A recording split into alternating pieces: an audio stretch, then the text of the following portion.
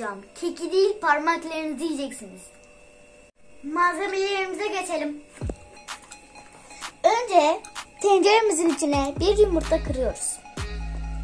2,5 su bardağı sütümüzü döküyoruz.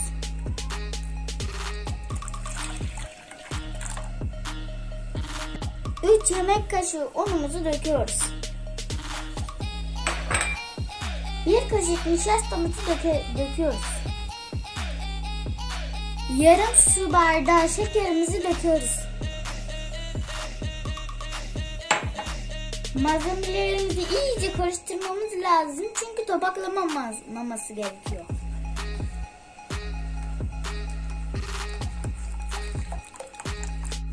Vanilyamızı koyduktan sonra iyice gene karıştırıyoruz. Ve ocağımıza aldık. Ocağımızda da güzelce karıştırıyoruz. Kıvam alana kadar karıştırıyoruz. 1 kaşık margarin yağımızı atıyoruz. Ve arkasından güzelce karıştırıyoruz. Kremamız çok güzel bir kıvam aldı. Kremamız oldu. Ocaktan alıp soğumasını bekliyoruz ve arkasından kekine geçiyoruz. Şimdi kekimizi yapmaya başlıyoruz. 2 yumurta oda sıcaklığında döküyoruz. Ve 1 çay bardağı şekerimizi döküyoruz. Ve mikserle güzelce karıştırıyoruz.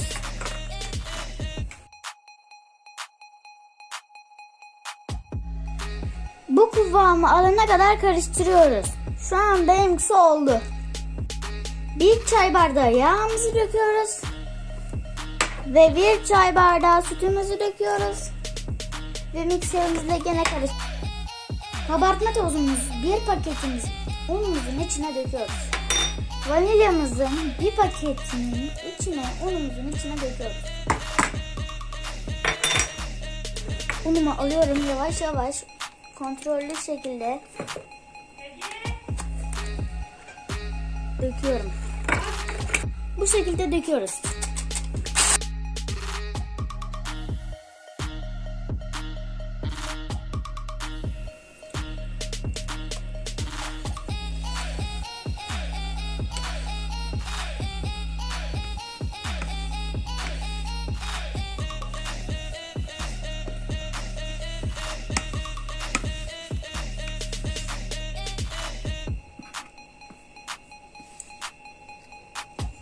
Kekimizi fırınımıza koyuyoruz. Difrizde 13 tane çilek varmış. Onları alıp şimdi rendeleyeceğiz. Siz hala bu ücretler kanalımıza abone olmadınız mı? Ancak benim yaptığım emekleri bu şekilde olacak. İçinde çilek kalmayacak. Bizim çileğimiz difrizde olduğu için çok suluydu. O yüzden yarım çay bardağı ekleyeceğiz. 1 yemek kaşığı nişastamızı döküyoruz. 3 kaşık şekerimizi döküyoruz. Ve güzelce karıştırıyoruz. Topaklanmaması için iyice karıştırıyoruz. Karıştırmamız bitti. Şimdi de ocağa alıyoruz. Kıvam alana kadar karıştırıyoruz.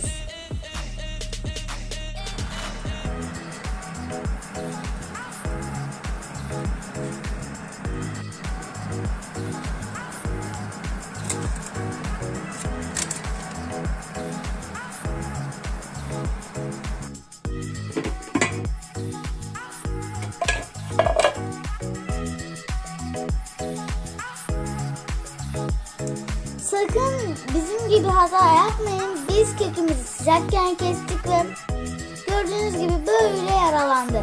Sakın böyle bir hata yapmayın. Şimdi sütümüzle biraz onu ıslatıyoruz. Sütümüzü güzelce eşit şekilde yaydık. Kremamız soğuduktan sonra mikserimizle bir daha güzelce karıştırıyoruz.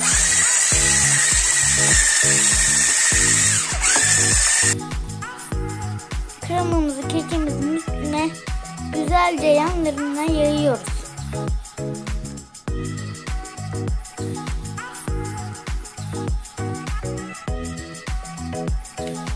Bir maşallahı alırız. Üst tabanını yerleştirerek üst tabanına da eşit şekilde sütümüzü döküyoruz. Üstüne çilek şölemizi döküyoruz.